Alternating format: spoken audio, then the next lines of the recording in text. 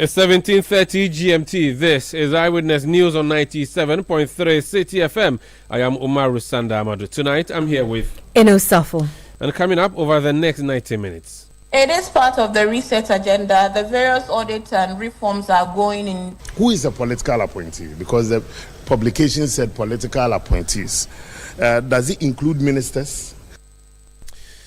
President John Dramani Mahama cancels fuel allowance for government appointees in a measure to cut down on expenditure, but the minority has a lot of questions. Also, coming up, NPP executives in Eastern Region dismiss rumors that the wife of late Akwatia MP Ernest Kumi would be made the party's parliamentary candidate in the by-elections. And later, on Eyewitness News, former Fisheries Minister Hawa Kumsin breaks silence on Abluma North assault, saying her pepper spray was an act in self-defense. Stay with 97.3 Citi FM for more on this and many other stories on Eyewitness News. And in business, BOG Governor warns continuous dollarization of economy undermines confidence in Citi despite strong recovery.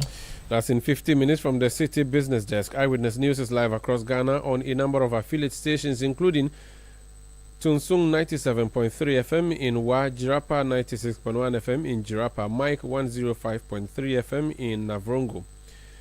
Also on Radio Bimbila 91.9 FM in Bimbila, in Tajevu on Revival 99.3 FM, in Kumasi on Orange 107.9 FM and Focus 94.3 FM. In Sunyani on Greener 95.9 FM, in Goso on Hames Radio 106.5.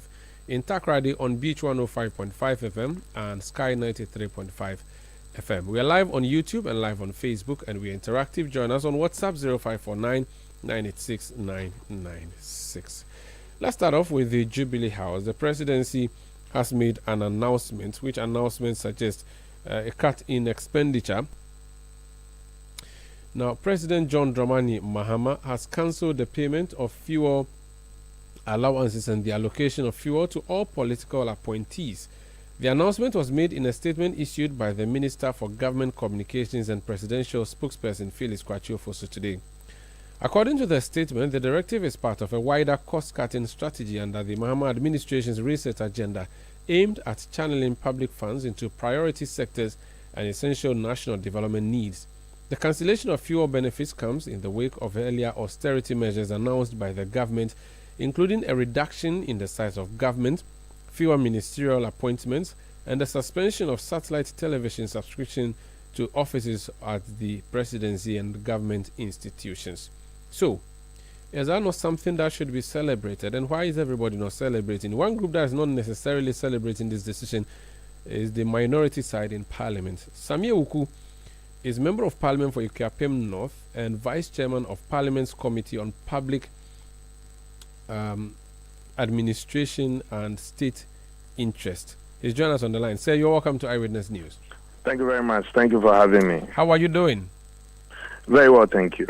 The government said in order to ensure that there's a cut or reduction in expenditure, they will not fuel government officials any longer like used to happen in the past. That should be something we should all celebrate, that austere measures have been put in place so that our economy takes shape. Well, thank you. Let me start off by saying a very good evening to your cherished listeners. The minority will welcome anything and everything that seems to position our country in a good shape, also help us in our economic recovery program, and also ensure that we also scrutinize government's policies and programs intended for the people of Ghana. Earlier today, the presidency issued a directive. We welcome the directive, but there are some critical questions that you need to ask. And that is why the minority, we are asking these critical questions on behalf of the Ghanaian people. First of all, who are the political appointee, or who is a political appointee? Does it include ministers, deputy ministers, CEOs, MDs, director generals, deputy CEOs, and deputy director generals, presidential staffers, etc.? We need an answer to that. Secondly, what is the definition of that fuel allowance? Does it mean that government will never spend 1 cedi on fuel for any political appointee when the political appointee is defined? Because we want that defined as well. Then we know that, okay, government is not going to spend 1 cedi on fuel for any political appointee. and then they use their own money. When they use their money, is the state going to reimburse it or whatsoever? Also, can we know exactly how much is being spent on this fuel allocations for government appointees, and how much we intend to save with this directive? So that at the end of the day, the committee I'm on, Committee on Public Administration and State Interest, and we can also measure the savings and the quantum made. Again, what is the implication of this? How would these appointees also operate if they need fuel to facilitate their work? Let me give you typical examples as well. If you take the state-owned enterprises or the agencies of state, like the MET, like the NLA, like the NPA, like the SIC, like the Petroleum Commission and all, the CEOs also embedded in their conditions of service is also fuel allocation. Is it part of this sweeping directive or they are not part? Let me also give you a typical example. If the Minister for Communications needs to travel to Adnan for a program on behalf of the state, will he buy fuel from his own pocket? We need clarity on that. On the surface, this just looks more of a PR stunt. However, if these critical questions can be answered, it will help. And last but not the least, and the most important factor, government appointees draw fuel from two locations. One, the Jubilee House, where there's a fuel vending depot operated by Guel, and two, the Castle Osu, another fuel vending depot. These are the two places that government appointees and machinery of government draws the fuel. If you want to make that critical savings, it is a considered position of the minority then that let's shut down these fuel depots, because once you are not distributing from there, then obviously that is when you can be able to measure the savings that you have been. Other than that, it's going to be very difficult for you to even put a quantum on it. And now we've been specific. I said the two fuel vending depots, one at the Jubilee House, one at the Castle. And everybody knows that that is where government appointees draw the fuel from. Okay. So if you shut down these two posts, then we can begin to talk serious business. Now, this action by the president is not something that's happened out of the blue. It was actually part of the promises of his party, which included... But before you even proceed further, it's not the first time this austerity measure and cutting down costs. President Akufo-Addo 3 years ago, sometime in 2022, and I can send you video to that effect, did announce some of these directives, 30% pay cuts for himself and appointees, ministers, deputy ministers. Again, that's a full allocation, 50% cut in various institutions of state. So it's not the first time. But I believe that whereas we welcome this call from His Excellency the President, John Dramani Mahama, there are some critical questions that must also be answered. That will help us in the public scrutiny at the end of the day. And I believe that the media too, as the fourth estate of the realm, we've given you information. We've given you the questions that we believe that can also be answered. Then at the end of the day, we can interrogate further. Because else, at the end of the year, how are you even going to measure the savings, the quantum that we've been able to save, and how much are we even spending on it in the first place? Without that, how would you know the savings you've made? Are you suggesting that the former President Akufo-Addo, when he was president, at a point slashed the allocation of fuel to appointees? Yeah, if you don't have the video, I can share it with your colleagues. So if that has happened and there's precedent, why are you concerned about who would be affected and how these persons would be affected? And why are you talking about President Akufo-Addo so you're talking about appointees having fuel as part of their conditions of service. How did he do it at the time? That's what I'm saying. That President Akufo-Addo's tenure, his time, he did not scrap it. There was a reduction of the allocation to these ministers, deputy ministers, staffers, and whatsoever. Yeah, but that would go against the conditions of service as contained in their contracts. Don't you think so? Well, but the president, that they are, no by problem. law are entitled to. How did the president deal with it at the time so that Mahama will be guided? So that, but Mr. Mahama has made that directive. So what was the thinking that went into it?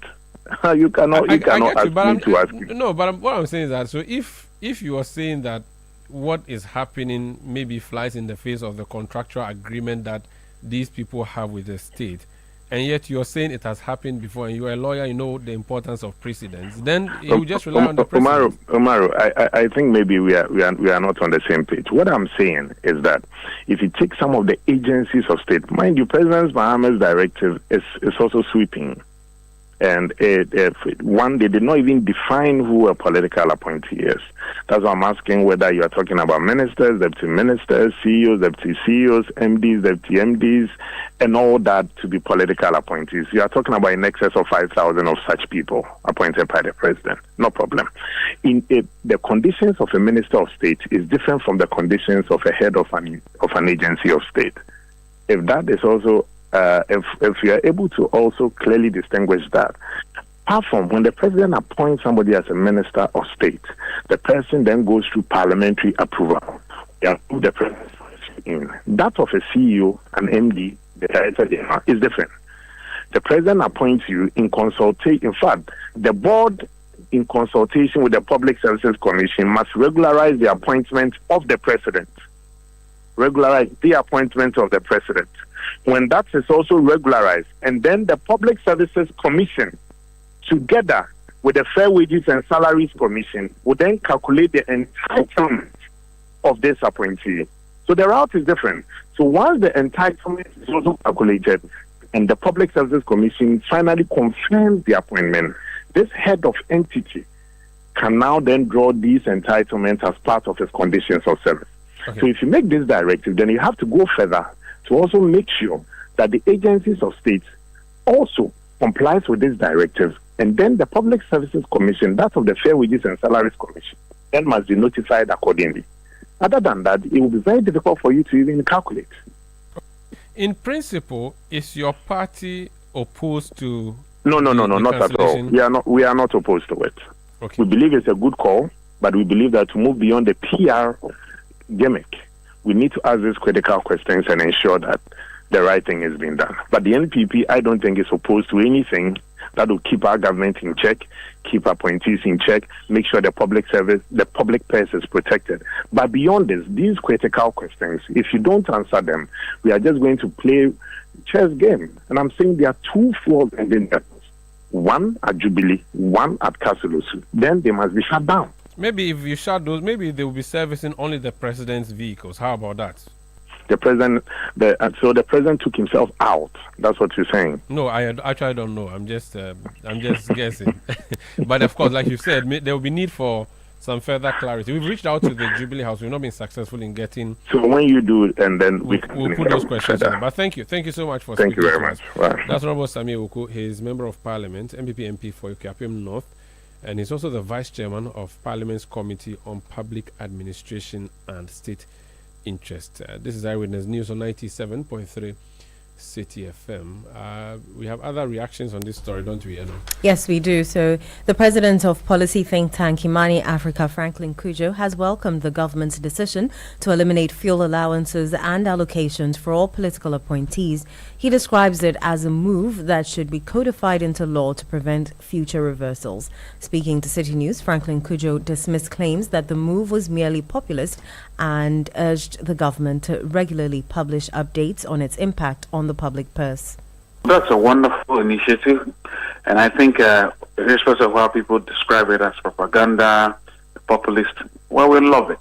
Because even if you save 1 million cities, it could go as far as supporting some indigenes in the country. So this is a very important initiative, and John keeps giving, which is a very important part of the conversation about reset. Others did whatever they wanted to do, and of course, you know the story. So, look, this is a very important initiative, and we are grateful for that. I think what we need to do is to find a way of making sure that this thing is done. I mean, people comply, virtually codify it, as in make it a legal issue, so that nobody would ever dream of bringing it back again. The government needs to eventually come and tell us how much to be saved. It's both ways, really. So that accountability and checks and balances are held in equal measure. That was the president of policy think tank Imani Africa, Franklin Kujo. The government has announced a new directive aimed at tightening regulation in the mining sector by mandating the registration of all machinery used in mining activities with the Driver and Vehicle Licensing Authority by August 1, 2025. A press release issued by the Minister for the Interior, Muntaka Mohammed Mubarak, warns that any mining equipment that remains unregistered after the deadline will be confiscated by the state. The directive is part of ongoing efforts to reform the mining sector and promote responsible and legal mining practices. The Ghana Police Service and the DVLA have been tasked with enforcing the measure beginning August 2, 2025, and are expected to conduct joint operations to ensure full compliance. Eyewitness News. Be there as it happens. Charlie, where are you? Bossman, I'm at the banco. Really? But your car is in front of your house. Bro, my bank on my phone, Charlie. Oh, how? EcoBank, bro. With EcoBank mobile app, I can do everything, anywhere, anytime. Listen, I just checked my account balance, paid Ahmed's school fees, and sent money to my grandma at Walwale. Oh, wow. Wow. Masa, just download the EcoBank mobile app from the Google Play Store or the App Store, or dial *770# and be your own bank manager. Manager. Whether to pay bills or fees, to check account statements, send money across Ghana, abroad, and more, EcoBank mobile app has got it covered. EcoBank Mobile, making everyday people live everyday lives the EcoBank way. EcoBank, the Pan-African bank. Oh, jump on now. Go. Google me. At what time when you come back where I don't hear the sound of your car? Why you buy new car? No, I not change my car. It be the same ride. It be the fuel way I change. Way one shouts it. Ever since I started using the all-new Excellium Premium Fuel, fortified with 3-in-1 action. Oh, Joe, now my car they run like electric car. No, it's so. This is the type of fuel where they want to. Cause now engine they cost. Where they want for way if I buy it, it go protect my engine. And with the small way I buy, I go drive sir. Absolutely. It's like strapping a turbocharger to your engine and giving it a protector. And what they boss my mind self be the 3-in-1 action. No, Excellium they prevent up to 99% of deposit. It be anti-wear, some be anti-corrosion. Won't pay when I open them. Hey, so where can I find this magical fuel? Just head over to any Total Energy service station and your car will thank you. Hey, then make a finish my go be fast then rush go Total Energies. My friend, but why your hand my go be inside? I give you info. Make a feel the go be too small. Go. Yo, Anna. Excellium is designed to protect your car engine, decrease fuel consumption, and lower CO2 emissions. Don't say fuel, say Excellium. Choose Excellium, choose quality. Life doesn't always go as planned. Maybe you dreamed of earning a degree, but something got in the way. Losing a parent, financial struggles, or life just happening. But what if I told you it's not too late? At Cracks Training Institute, we believe in second chances. With the ABE Level 6 program, your dreams are back within reach. If you hold an HND or a 2-year diploma and have valuable work experience, this is your opportunity. The ABE Level 6 is recognized by Ghana Tertiary Education Commission, GTEC, and equivalent to a bachelor's degree. But that's not all. It also qualifies you to enroll in any university in Ghana for a master's degree. And here's the good news. Admissions start this August. This is your moment. Don't let it pass you by. Take the first step towards rewriting your story. Call us today at Cracks Training Institute on 0552 222217, 0552 222217, or visit cracks.edu.gh. Let your voice be heard on Eyewitness News on Facebook at facebook.com/Citi97.3, Twitter at twitter.com/Citi973, and Instagram at instagram.com/Citi973 with the hashtag Eyewitness News. You're welcome back. This is Eyewitness News on 97.3 Citi FM. Let me bring some of your messages. And Selassie sends a message from Dan Soman saying, it seems the current crop of NPP officials have shrines in their hearts cause nothing good seems to excite them. Oh, he said that they agree with the thing in principle. Alhassan Hamdan in Newey South says, the condemnation and assurance to bring the perpetrators of Abluma North violence to book is a step in the right direction. In this era of democracy, electoral violence should have no place in a democratic system. President Mahama is a God-sent savior for Ghana at this crucial time. If not, NPP would have milked the nation, leaving nothing for future generations. That's Alex Kofi Yarini from Adenta. The announcement to cut down on fuel allowance is a ploy to cover and divert public outcry on the 1 cedi per litre levy, which takes effect from tomorrow. That's Akapo Jr. from Ahafomim. Mausi Ayibe Esther from Abotiateti in the Volta region says, supporting President Mahama's decision to cancel fuel allowance for government appointees demonstrates wise resource management. Redirecting funds to critical national issues like healthcare and education benefits the broader population. While the minority opposes this move, Prioritizing essential service ensures sustainable development and addresses urgent needs, fostering a more equitable and resilient nation for everyone. Prof. Intema says, it appears Mahama is making things so difficult for these MPP guys. While he continues to receive public applause, the opposition guys struggle to get issues. Even if he reduces government expenditure by 1 cedi, we are better off. Why couldn't they do any of that? Things have changed and they better change their strategy, else their party will collapse.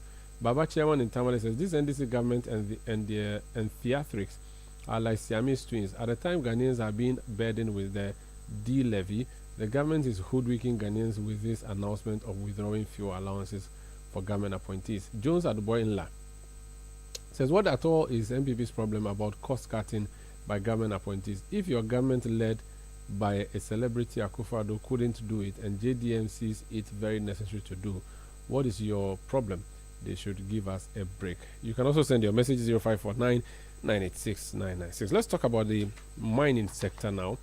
And the government has announced a new directive aimed at tightening regulation in the mining sector by mandating the registration of all machinery used in mining activities with the Driver and Vehicle Licensing Authority (DVLA) by August 1, 2025.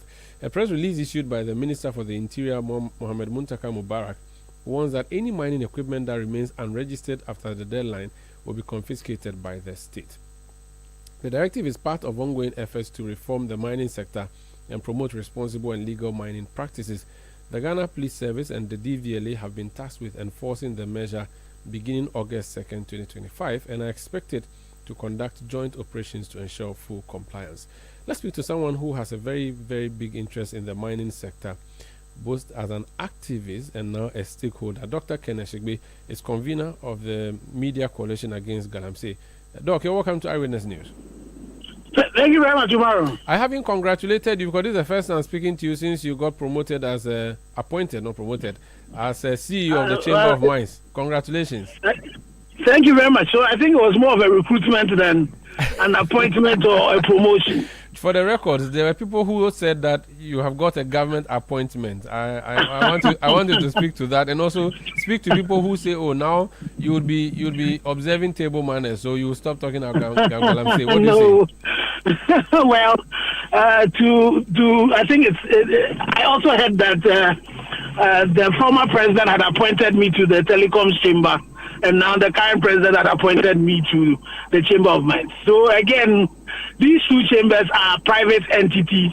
They are member organizations, and they have nothing to do with government. And so this is not a government appointment. And so that's a good point to make. Very well. And then also the chamber itself. Since I joined, we've been busy. One of the things we've been doing, we've done some training for judges in the western, north central, region. We did for the judges. Then again, just last week, we also did a training where we brought together the judges, the police prosecutors, and the police investigators. And just on Sunday again, we were in Hunya, where the high-risk police training place, where we're training police to be able to, and again, it's about ensuring that there is sustainable mining in Ghana, irresponsible mining is dealt with. So the chamber itself also pushes very seriously to make sure that they are leading by example and mining responsibly, and also making sure that people are not mining irresponsibly. So what I used to do and what I am doing now, they are all tied together. I see. So there will be no table manners observation.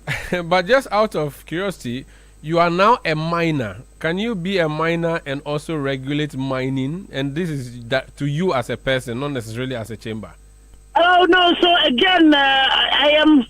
So I don't see myself as a regulator of mining. I'm more an advocate for responsible mining, and so any mining that is irresponsible, that is illegal, is the thing that I advocate against.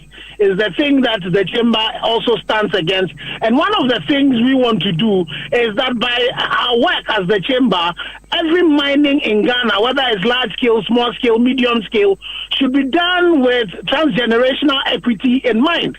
And so I think that what I've been doing and what I am supposed to be doing now, are tied, they are Siamese twins, and they are all geared towards ensuring that Ghana would maximize its benefit from the mining for today and also for tomorrow. Okay. There's a group that used to be called Wasa Association of Communities Affected by Mining. Now they just call themselves WACAM.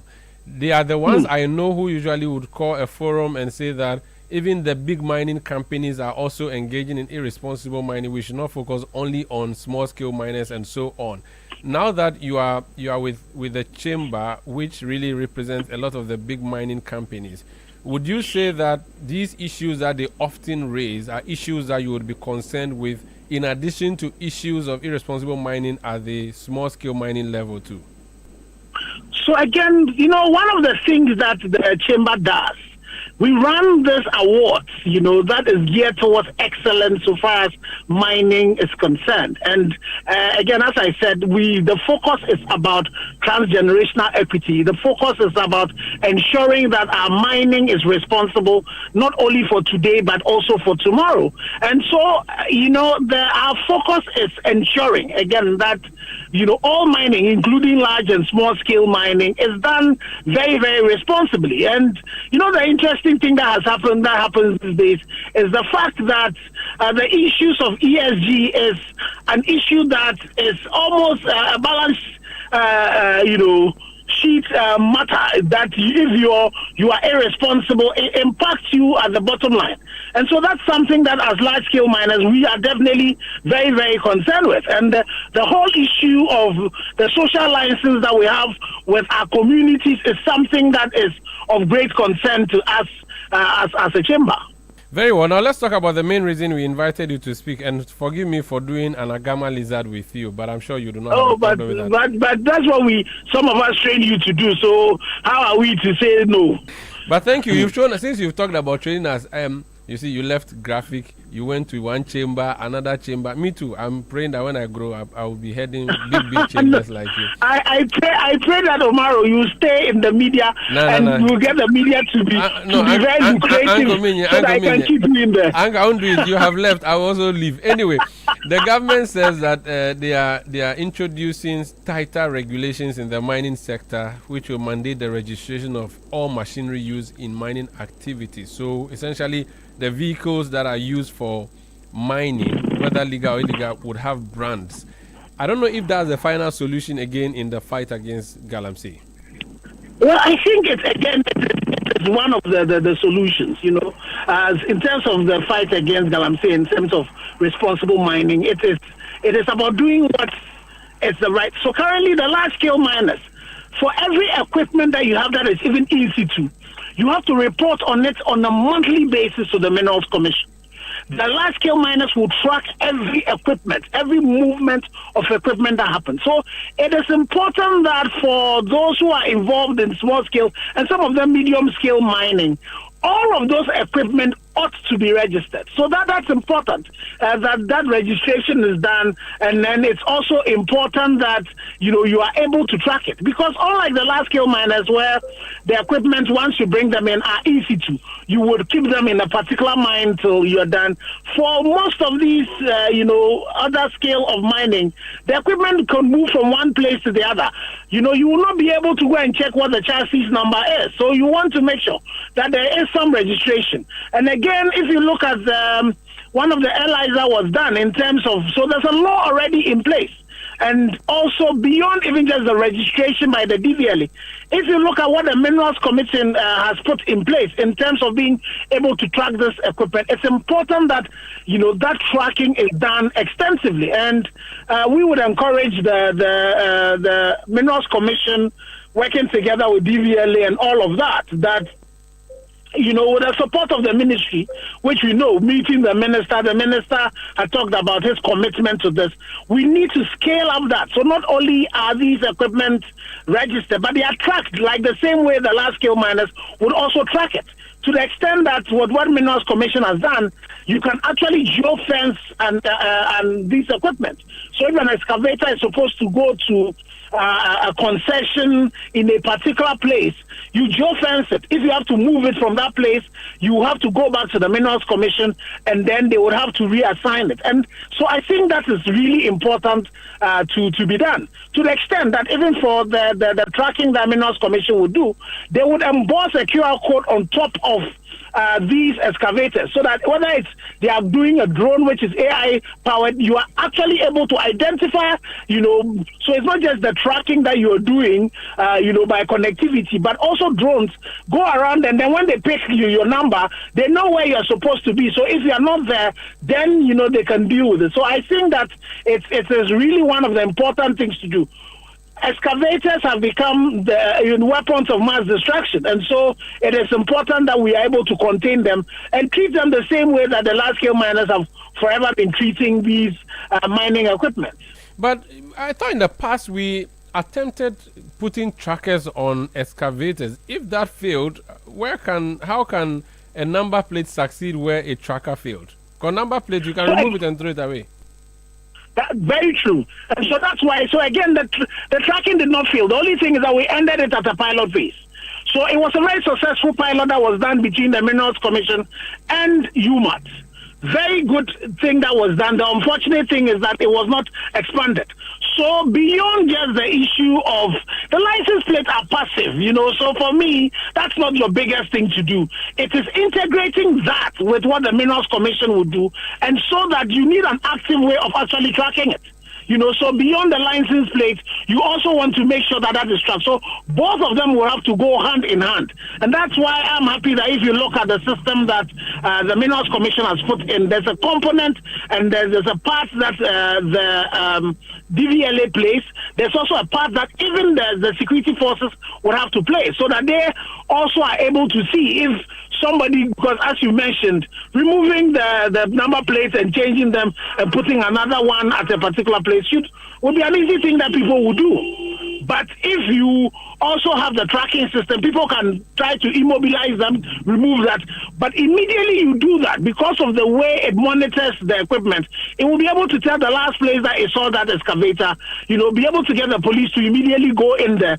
But again, as these excavators are moving across, on low beds moving across, because of the numbering and because the police also will have access to the Mineral Commission's, system, they actually will be able to tell if the number that you're passing with is a fake one or if it's a correct one and all of that. So what DVLA wants to do, if it was only that's going to do, that would not have been an effective one. But if they combine that with what the Minerals Commission has put in place, then you would have a successful thing going.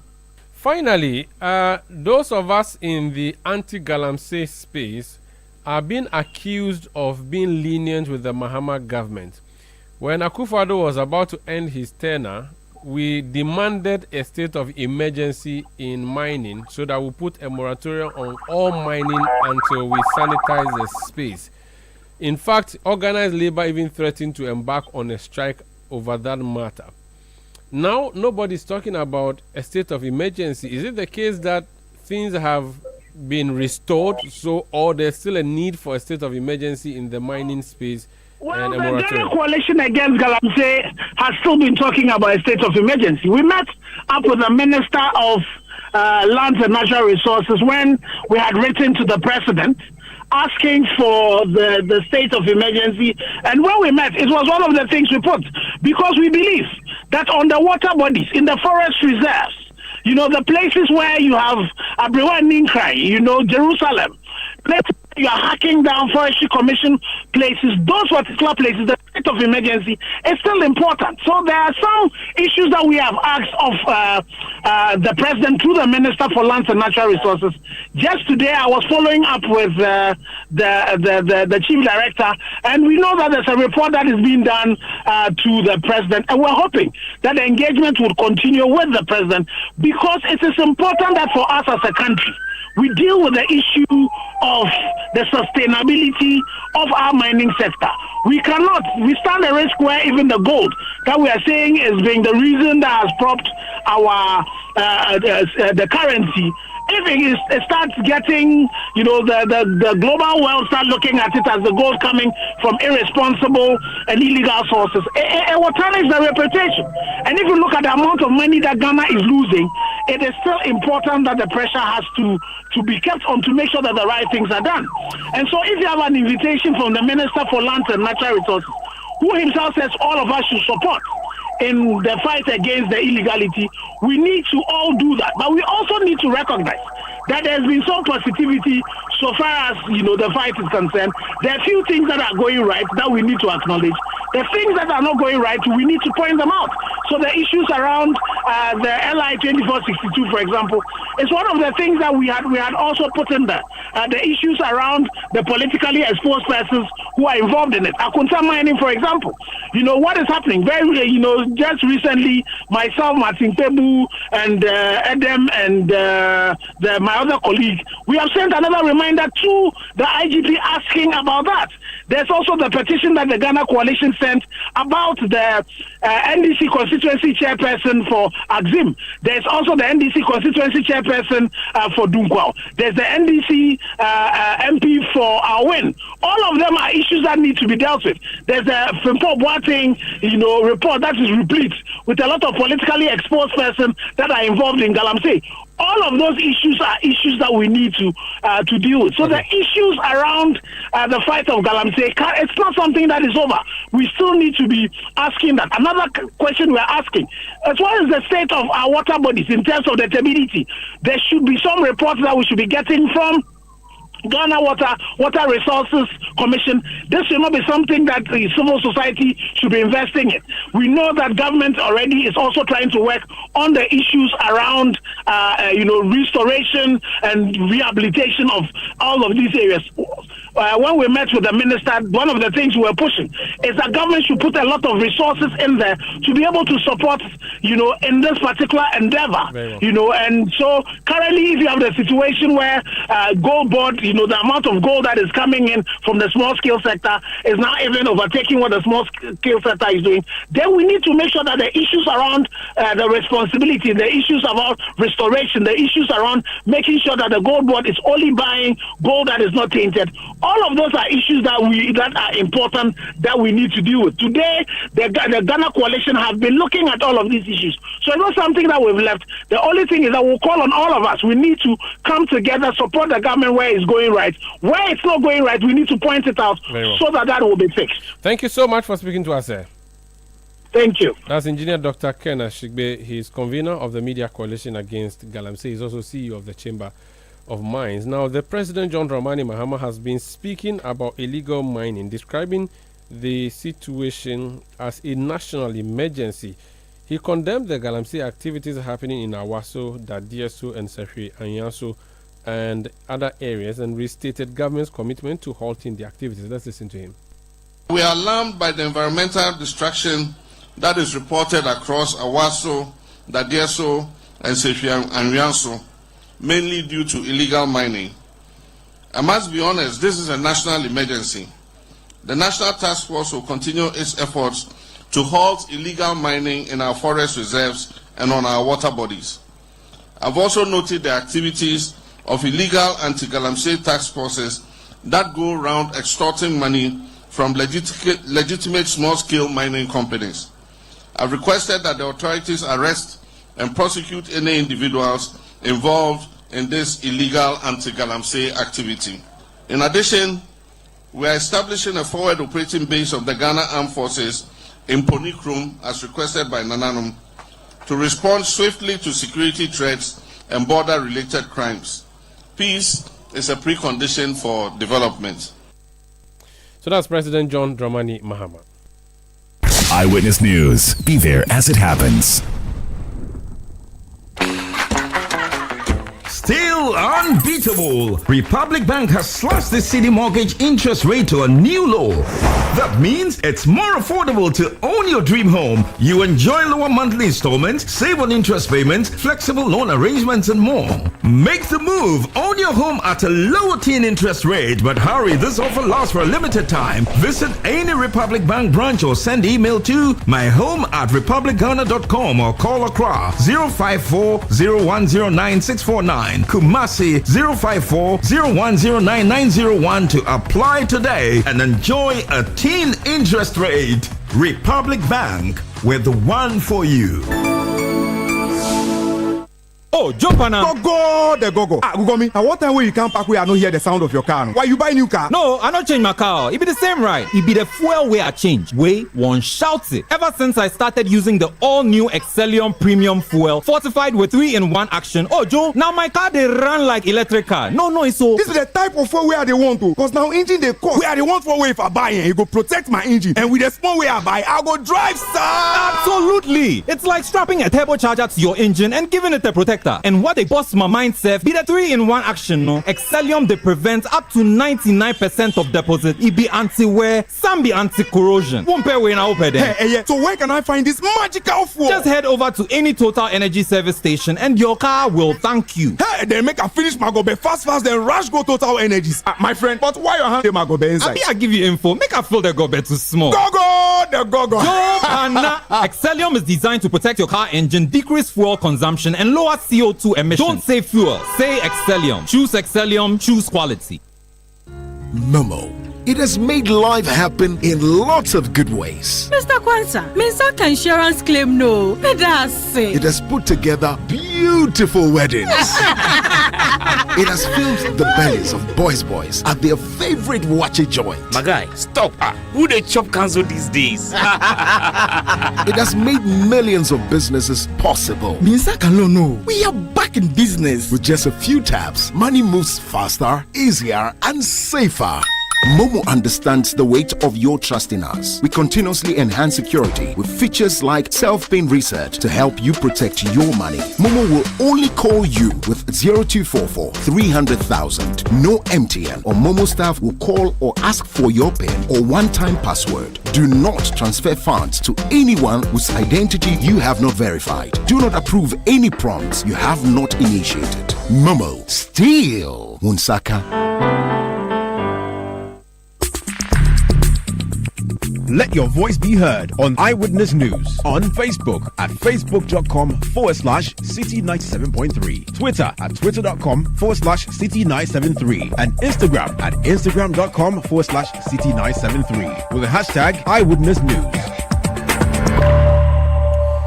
Yo, welcome back. This is Eyewitness News on 97.3 Citi FM. Eno.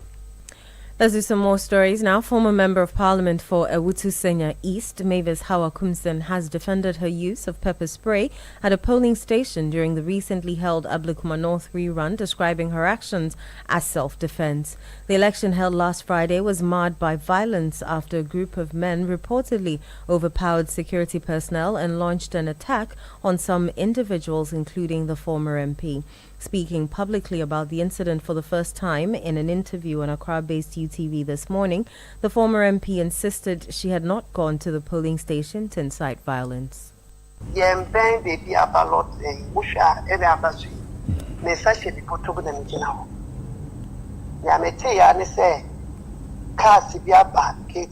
All I saw were thugs walking towards me and calling my name.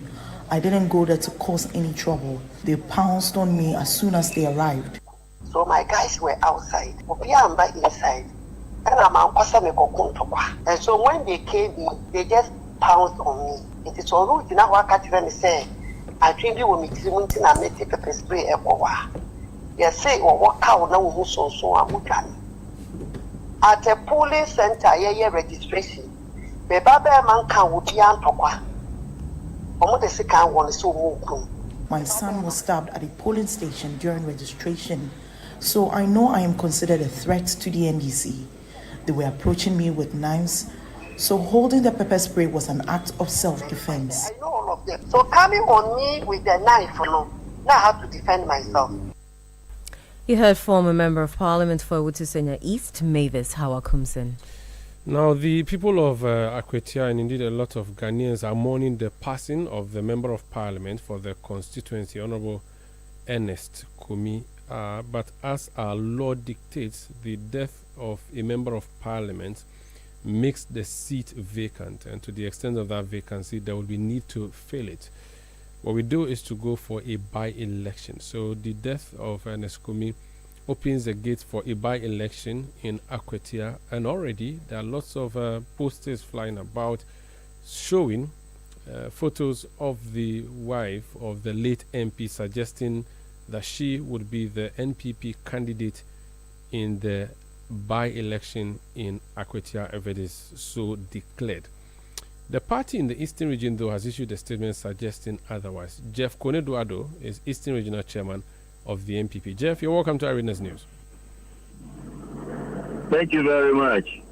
First of all, condolences to your party in the region. But what's your position officially on the posters we are seeing of the wife of the late MP for Akwatia in suggesting that she would be the person that the party put forward to replace him in Parliament? Well, thank you very much. Thank you for this opportunity. In fact, when I saw those posters, I was so saddened. I was very, very, very sad because those people behind the posters did not look at how sensitive these matters are. They did not do any consultation with the family or the woman in question, and they issued those posters and threw it out in the social media, making it sound as if the woman herself was behind it, but it was not the case. So I quickly got in touch with the family, the uncle, and the woman herself, and apparently she didn't even know anything about it. And she told me, Chairman, I am not ready. I am not going to do anything like that. I have not decided to go and contest anywhere. My husband is gone, and my concentration is to mourn my husband and to find out how we can give him a befitting burial, not to go and meddle myself in this politics. So please, Chairman, I am not behind it, and I will never be behind such a thing. And I said, oh my God, but how could people be so cruel? A woman in such a pain, in such period, and you go do all these designs and be circulating it on social media and indeed across the country. The woman in question has no idea about it. She is not aware of it. She has not sanctioned it, and she does not support that.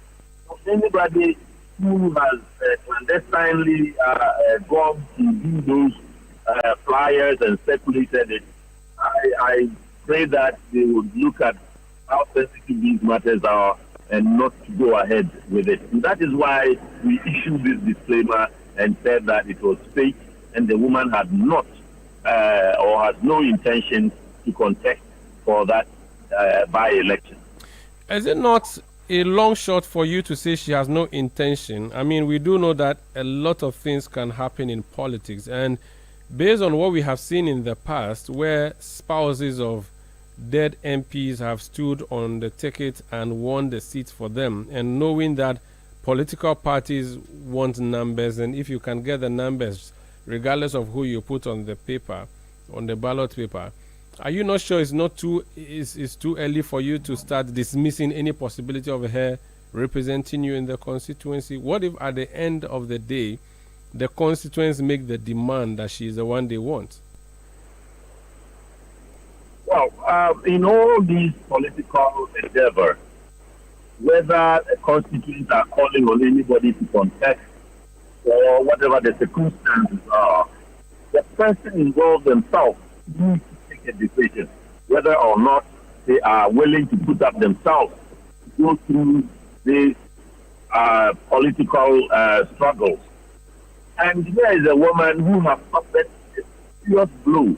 And for her attention is not to be in politics. So no matter what, if even the party in the constituency at the region wants her to contest, and she is not willing to do so, we cannot push her to do so. Yes, there are historical antecedents where thousands of MPs who are gone contested. But that came out from them. They themselves wanted to. It was easy when the party approached them. But here is a case where the woman and her entire family, as I said earlier, I spoke to the uncles and some of the family members, including herself, and none of them is speaking for the woman to contest in such an election. So for now, we just have to come out clean and clear for the people doing that to know that they've cut the wrong meat, and also to calm down the nerves in the constituency, because Akwatia is a constituency that is quite a tough one for us. If you look at what we have to go through for NSQ to win this election. So we don't want anything to come up that will destabilize the unity we enjoy in Akwatia at this moment. That is why we quickly came out to say that she is not interested. She has not expressed any interest in it. Thank you for speaking to us. But are there plans to announce, or that will be at a national level, what the internal processes would be? Would that be a national decision, or you at the region can make any announcement regarding that? Come again, ask you who will be... The processes towards a candidate. Is it too early to be asking you about that? I think it is too early because we are just in the early stages yet, and we are doing everything possible to support the family in mourning the departed MP. So we have not discussed it yet. We are in the process of doing so, but for now, I will use this medium to urge anybody who is interested in that to stay calm, because the time is not yet up. When we get ready to do so, it will be done transparently for everybody to know, and a candidate will be selected in whatever means that we use in selecting a candidate. Thank you so much for speaking to us, sir. That's I'm grateful. Jeff Koneduado. He's Eastern Regional Chairman of the New Patriotic Party. And talking about the Eastern Region, which houses the Nsawam prison, an inmate was taken out today, and she was hopeful not to return. Unfortunately for her, she's had to be retained. Tell us that story. The High Court in Amasaman has denied a bail application filed by lawyers for Patricia Siedua Esiama, popularly known as Nana Agrada, pending the outcome of her appeal. A member of her legal team, Bernard Kofi Esibua, confirmed the development in an interview with Citi News today. Nana Agrada was convicted by Justice Evelyn Asamoah on Thursday, July 3, on the charges of defrauding by false pretense and charlatanic advertisement. However, her legal team argued that the ruling was unjust and that their client was denied a fair trial. In an interview with Citi News, the lawyer explained that the court refused their request for bail and directed that the Circuit Court furnish it with all necessary documentation relating to the ongoing appeal. We wanted bail pending appeal, and the court did not grant it. So that's all I can say. So are you going to file again? Yes, the court has given an order that the Circuit Court should furnish the court with all the processes needed for the appeal. So now we are targeting the appeal. That is what we see. Is she being taken to Nsawam now? Yes, where we all know where she is carried. Okay. So that is where she's been taken to. Going to appeal. We'll continue the process. That's all. Bernard Kofi Esibua is lawyer for Patricia Siedua Esiama, popularly known as Nana Agrada. Eyewitness News. Be there as it happens. Let your voice be heard on Eyewitness News on Facebook at facebook.com/Citi97.3, Twitter at twitter.com/Citi973, and Instagram at instagram.com/Citi973 with the hashtag Eyewitness News. Let's do some more stories now. Retired Assistant Commissioner of Police Benjamin Agwajo has been promoted to Deputy Commissioner of Police effective February 1, 2022. He's among 19 officers elevated in the latest Ghana Police Service promotions. ACP Agwajo, who was acquitted in 2024 after a high treason trial, was recognized despite his retirement. At the ceremony, Interior Minister Muntaka Mubarak praised the officer's resilience. CID Director General Lydia Yakudonko and Director of Operations Vance Baba Garba were also promoted to the rank of Commissioner of Police. The Ministry of Education has tasked the National Teaching Council to ensure that candidates who failed the licensure examination get the opportunity to do so by August 30 this year. This directive was issued during the inauguration of the Council's new board. Education Minister Haruna Idrisu said this move will pave the way for a new framework for assessing teacher qualifications. There is still the vexed matter of teacher licensure exams. The last of it must be concluded not later than 30th of August. So, Chairman, if there is a last opportunity of those who sat and couldn't make it, that process should not travel beyond 30th of August. So we are to work with the registrar, get us a firm date, and we put that off. This new model, which will guide the teacher licensure exams, goes beyond just solely paper-based exams. That model will be rolled as soon as practicable when you conclude with the last licensure opportunity for those who have to receive and those who have to join. You heard Education Minister Haruna Idrisu. Now, former director of the Ghana School of Law, Kwaku Ansah-Sarri, has cast doubt on the viability of the Chief Justice case at the ECOWAS court, describing it as a misguided attempt to override Ghana's established legal processes. According to him, Ghana's rules of evidence and court procedure are grounded in domestic law and cannot be substituted or overruled by a regional body. He believes the Chief Justice's decision to seek intervention from the ECOWAS court is legally flawed and unlikely to yield the desired outcome.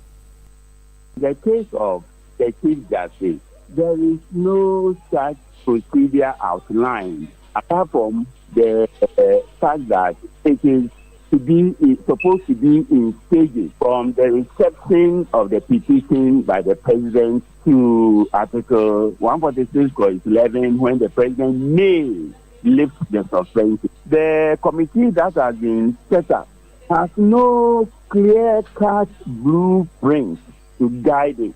So it's a void or a gap that has to be filled. So if there are any ambiguities, those ambiguities will now be clarified, but it cannot be applied retrospectively to the current CJ removal process, because at the time the petitions were received, there was no such error.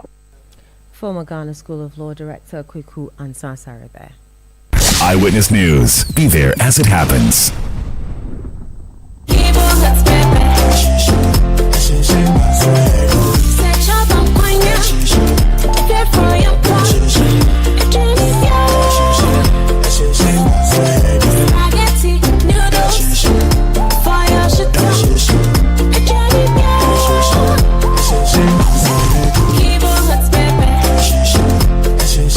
New Kivo Hot Pepper Powder. Loco shoe. This advert is FDA approved. Your family's health should never be a worry, no matter where you are in the world. Are you a Ghanaian in the diaspora, a foreign resident in Ghana, or a Ghanaian looking for the perfect health insurance plan for yourself or your family in Ghana? Then the Apex Ebusiapa health cover is what you need. A comprehensive health insurance plan to protect your loved ones. From hospital stays to life-saving treatments, we ensure quality healthcare at an affordable cost. Apex Ebusiapa health cover. You don't just send love home, you secure it. Visit Apex Health Insurance at Zion House, Boundary Road, Shashi East Legon, or call 0540-128-256 or 0501-683912. Apex Ebusiapa Health Plan. Global love, local care. Are you feeling tired after a hard day's work? Have you lost your appetite even for your favorite dish? Viral Blood Tonic is a nutritionally balanced, pleasant-tasting tonic fortified with iron and vitamins to boost your appetite and energy levels for high performance. Viral Blood Tonic, easy to take and good for the family. Viral from Danex Iting Starwin PLC. If symptoms persist after 48 hours, consult a physician. This advert is FDA approved. Get the details. Every significant financial transaction, every market movement, and all the policies that affect your business. Citi Business News. Be informed. Time now for Citi Business News on Eyewitness News. I am Eno Safo. Let's settle for the details. Governor of the Bank of Ghana, Dr. Johnson Asiama, says the Ghana cedi has appreciated by more than 42% year to date, a sharp turnaround that has nearly erased losses incurred in 2022 and 2023. Speaking at the Graphic Business Stanbic Bank breakfast meeting in Accra, Dr. Asiama attributed the recovery to robust external reserves, prudent monetary policy, and renewed investor confidence.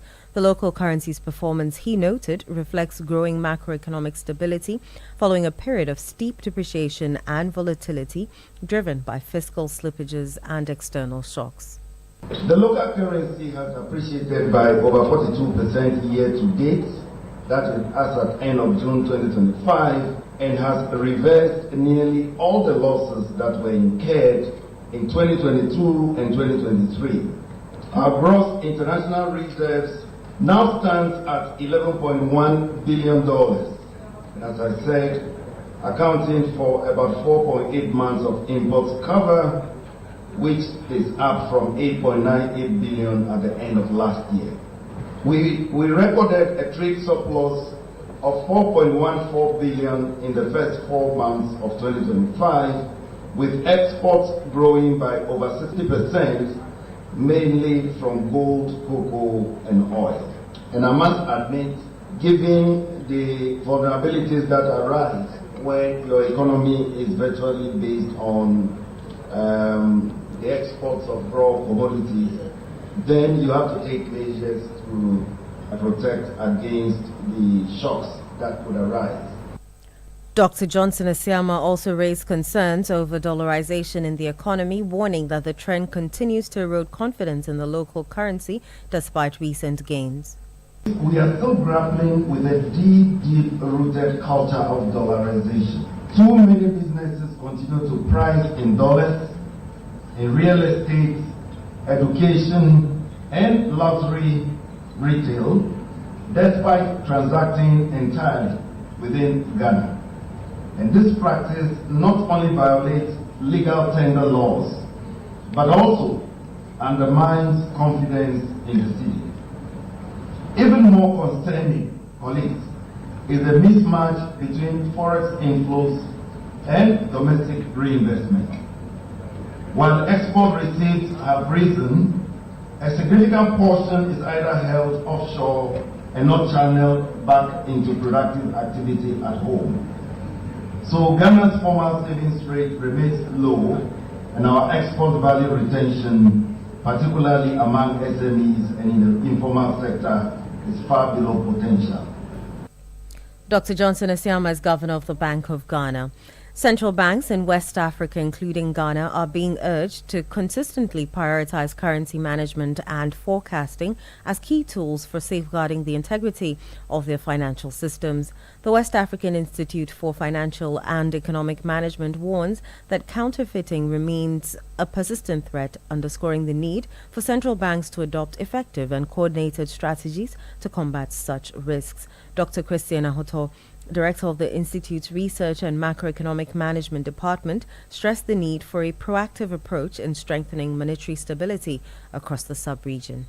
Currency management and forecasting is one of the critical functions in central banks' operations. Indeed, the integrity of a currency and its efficient supply are clear indicators of a well-functioning central bank. Due to the sensitive nature and relevance of this fundamental function, Central banks must be effective, efficient, and present no issues that may hurt the reputation of a country's financial system. Of particular concern is the issue of counterfeiting, which is as old as money is and continues to pose a significant threat to financial systems. Dr. Christian Ahoto is the director of the West African Institute for Financial and Economic Management. Now, stakeholders in Ghana's agricultural value chain are being called upon to intensify efforts to reduce the country's staggering post-harvest losses, a major drag on food security and agribusiness profitability. Currently, Ghana loses an estimated 20 to 30% of cereals and legumes and nearly 50% of tubers and vegetables at various stages from farm to market. The call was made by the outgoing Danish ambassador to Ghana, Tom Noring, during the signing of a memorandum of understanding between the Danish embassy and the Chamber of Agribusiness Ghana. We've had a long dialogue with authorities and companies and farmers here in Ghana, also on, for instance, food loss. A huge issue in Ghana that you lose 50% or more of all your produce from the producer to the consumer or to the exports opportunities. You cannot lose 50%. It's sad for the farmer that's producing, that he already knows that he's going to lose half of it. A lot of it can be solved through modern cool chain solutions. You need to have cold storage facilities, cold or cool transport facilities. All these things need to be brought in. Again, you cannot afford it on your own. Not one farmer can do that. But working together, there are opportunities to ensure that the net benefit for all will be greater than today. That was the outgoing Danish ambassador to Ghana, Tom Noring. Chief Executive Officer of the Chamber of Agribusiness Ghana, Anthony Morrison, indicated that the MOU aligns with government's broader strategy, including the 24-hour work economic policy. The MOUs are striking two key areas, one focusing on skills on the TVET area for productivity and also to solve the issues with regards to post-harvest challenges. The other is to look at trade promotion. So we're looking to achieve two things. While we are solving increase in production, we're also solving the issue with trade dynamics. This will obviously transform into the president's vision of agriculture for economic transformation. We are achieving the Feed Ghana through this. We will be achieving the feed industry through this. That was the CEO of the Chamber of Agribusiness Ghana, Anthony Morrison. And that's all for City Business News on Eyewitness News. I am Ino Safo. Up next is Point Blank. Eyewitness News. Be there as it happens. Let your voice be heard on Eyewitness News on Facebook at facebook.com/Citi97.3, Twitter at twitter.com/Citi973, and Instagram at instagram.com/Citi973 with the hashtag Eyewitness News.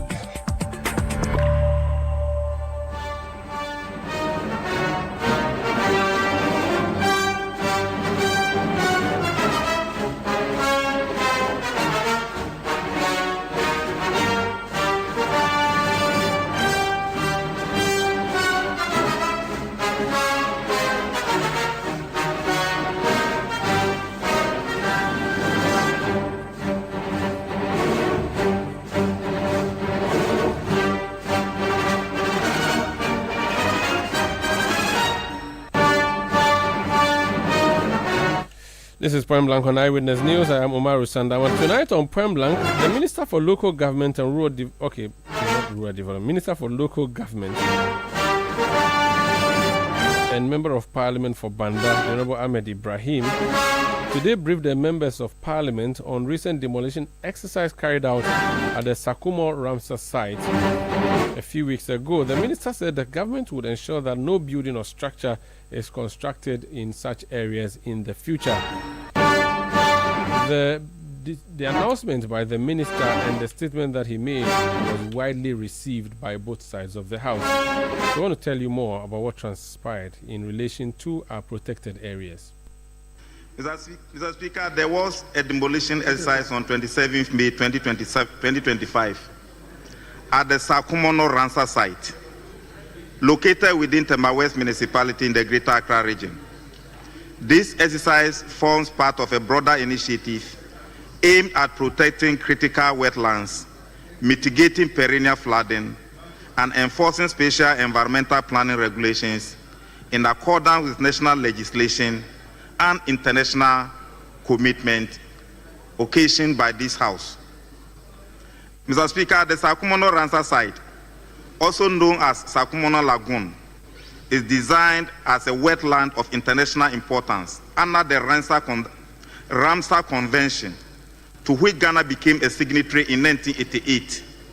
The site covers approximately 1,400 hectares and serves as a vital ecological zone, providing essential functions such as flood regulation, biodiversity support, habitat for migratory birds, and livelihood opportunities for surrounding communities. However, over the past decade, the site has become under intense pressure from unauthorized human activities, including illegal encroachment and unregulated construction. These encroachments have disrupted the natural hydrological systems, contributing significantly to flooding in Ashaman, Klagon, Tema West, and neighboring communities. Mr. Speaker, the demolition exercise was carried out under the authority of the following legal and administrative frameworks. 1. Local Government Act 2016, Act 936, which was enacted by this House. 2. Land Use and Spatial Planning Act 2016, Act 925, which was enacted by this House. 3. Environmental Protection Act 1994, Act 490, also enacted by this House. 4. Ramsar Convention on Wetlands and of international importance. These instruments mandate the Greater Accra Regional Coordinating Council, in collaboration with Tema West Municipal Assembly and the Tema Development Corporation, to take necessary action to remove unauthorized structures from ecologically sensitive zones. Mr. Speaker, the following actions were taken. 1. Clearance of unauthorized buildings and fence walls obstructing natural water flow channels. 2. Deployment of a joint task force, including Ghana Police Service, Ghana Armed Forces, the officials from the National Disaster Management Organization, NADMO, to ensure a safe, peaceful, and orderly operation. 3. Prior public sensitization and stakeholder engagement to educate the populace on the rationale behind the exercise. Resistance from a few groups, including attempts at obstruction by some youth, was swiftly and peacefully addressed. Mr. Speaker, the operation has so far led to the following positive outcomes. 1. Restoration of natural drainage pathways, significantly reducing flood risk in vulnerable areas. 2. Reclamation of core wetland zones, paving way for ecological restoration and long-term conservation. And I know the minority chief whip is an environmentalist, so he agrees with me. 3. A strong deterrent effect on future illegal development within the protected zone. And 4. Reinforcement of lawful spatial planning and environmental governance. Mr. Speaker, the demolition exercise at the Sakumono Ramsar site represents a necessary, albeit difficult, step in the collective effort to safeguard Ghana's natural heritage. While the progress is commendable, the work ahead remains substantial. Achieving long-term protection of the Ramsar site will require a comprehensive, collaborative, and sustained approach involving all stakeholders, including Parliament. Mr. Speaker, we remain committed to ensuring that environmental sustainability is not sacrificed in the pursuit of development, and that the rule of law is upheld in the management of our natural resources. Thank you, Mr. Speaker, for the opportunity. Thank you very much. Yes, I'll ask only the leaders to comment and come again. You want to comment? Okay. Minority Chief Whip, can you hold on a bit? Honorable Kofi Adams.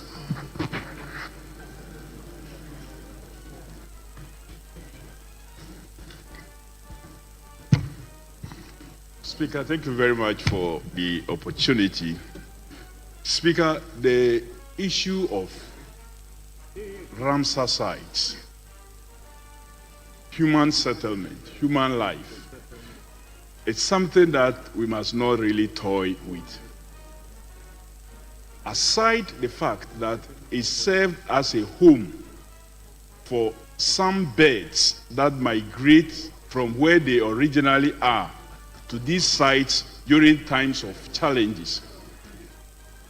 It is also a pathway for water, because mostly these Ramsar sites are so close to the ocean. So they serve as entry point. They serve as a buffer. They serve as receptacle for water that is flowing from the upper zone into the ocean. When these sites get blocked in an unbridled manner and filled with concrete, like the minister said, it will result in massive flooding beyond the Ramsar sites. And the impact of this flooding, you get government and persons now being called upon to put the very little resources that we have in helping this same person that would have suffered because the very human being that is asking for help has created that problem. Mr. Speaker, we have so toyed with the environment to the extent that today, football that we used to play for 90 minutes, 45, we have to take water break. Why? Because the environment is changing, temperatures are increasing, distractions is being caused. Human beings now care less about even the environment that they live in. And Ramsar sites, Mr. Speaker, for whatever reason must be protected. And we need a consented voice. There should be unanimity in this House in supporting the ministry to pursue this agenda.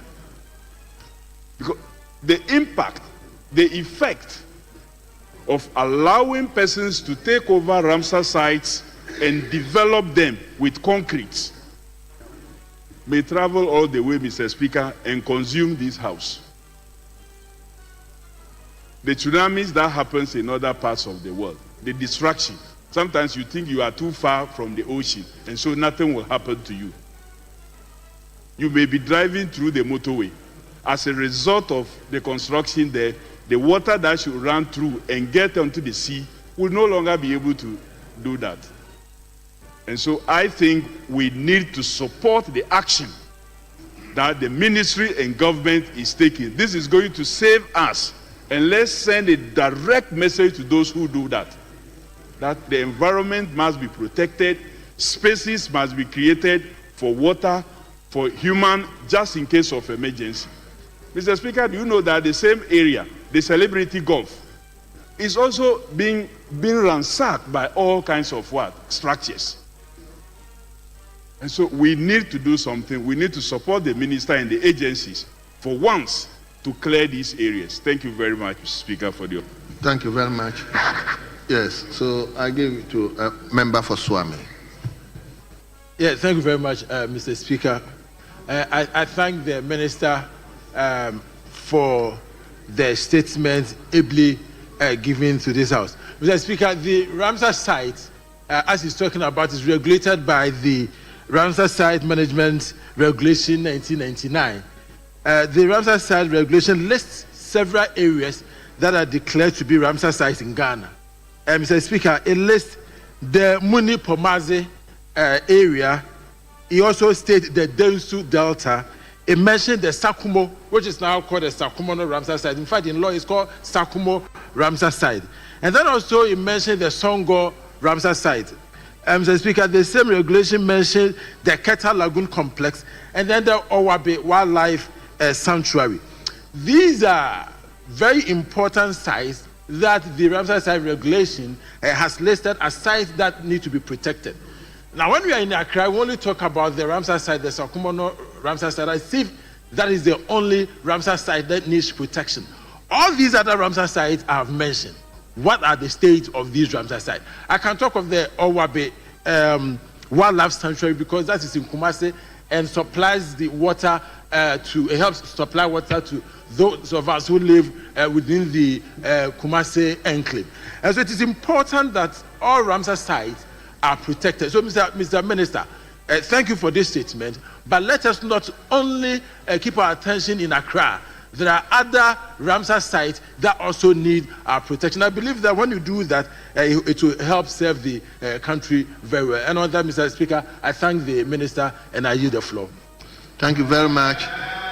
Let me now come to leadership. Speaker,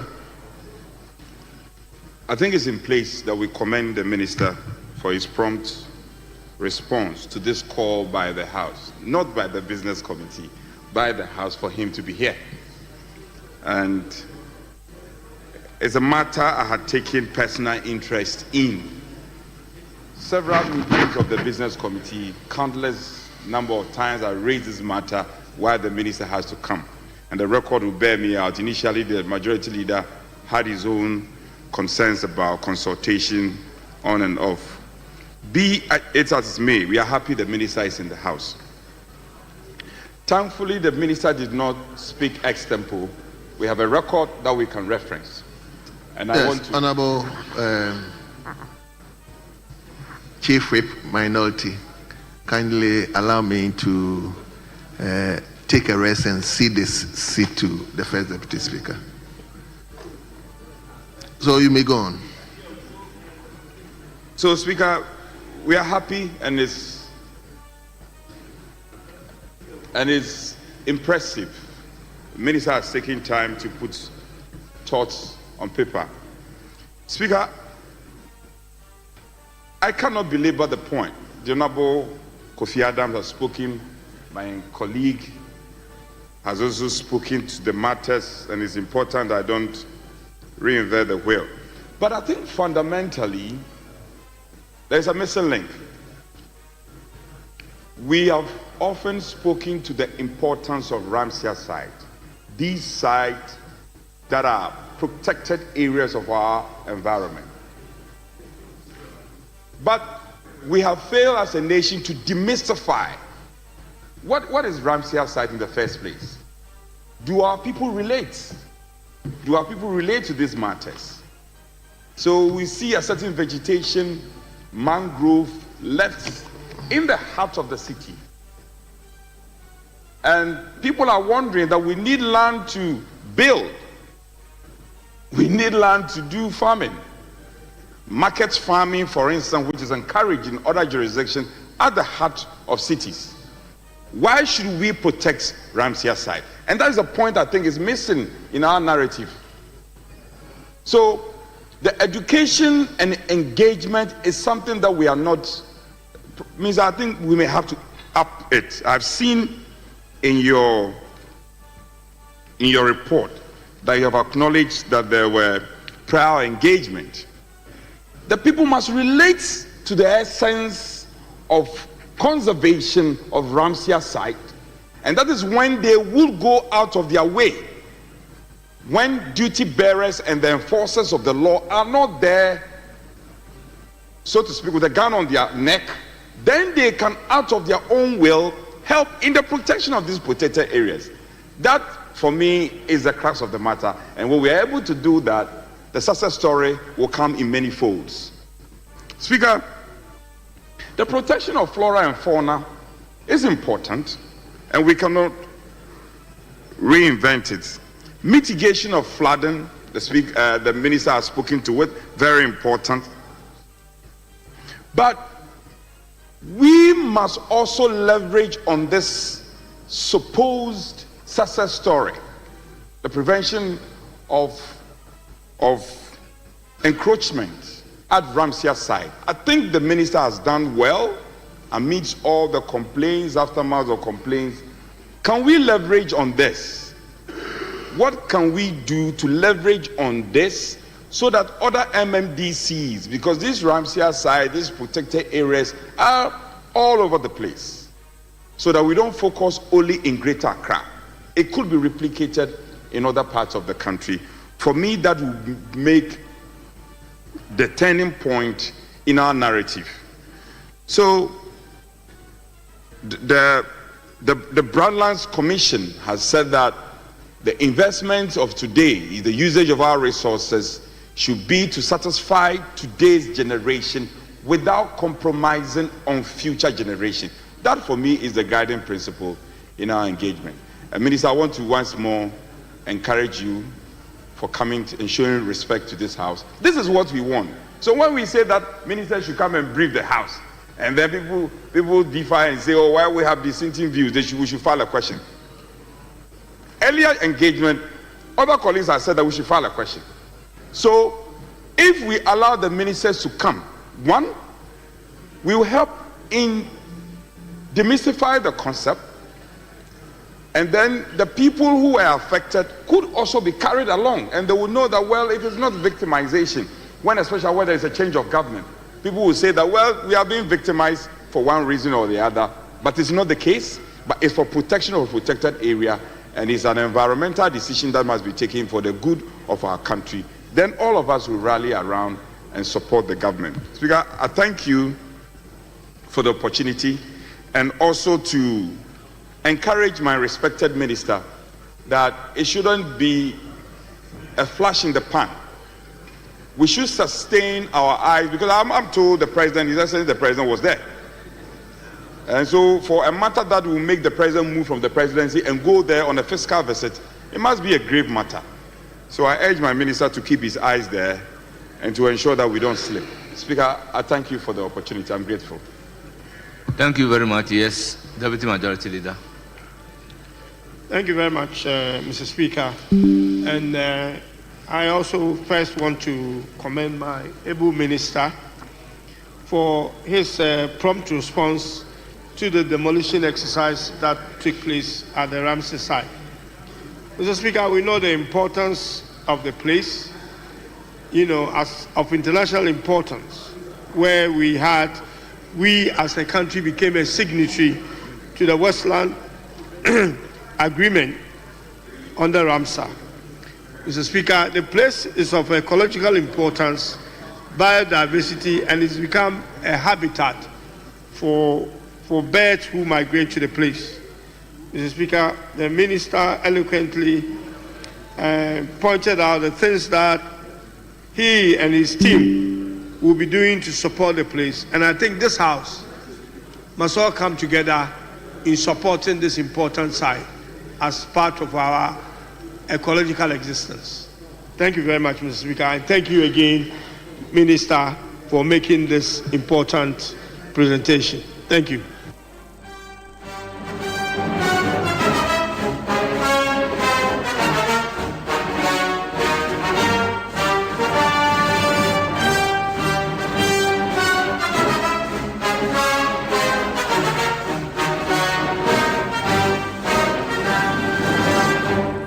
We had reactions from members of Parliament on a statement delivered by the Minister for Local Government, Honorable Ahmed Ibrahim, on protection of our environment, specifically Ramsar site, more specifically the Sakumo Ramsar site. That's by way of Eyewitness News tonight. I am Omar Rusandamadu. I did this with Eno Safo production by Beverly London, Sami Wiafe, Kwabna Wilson, Juliana Odami Asare, and Manuel Ayama. Emmanuel Latte supporting us with the technical production tonight. Emmanuel Osu and his new media team supporting us on social media. We'll be back tomorrow at 17:30 GMT. Thank you for listening and have a good night.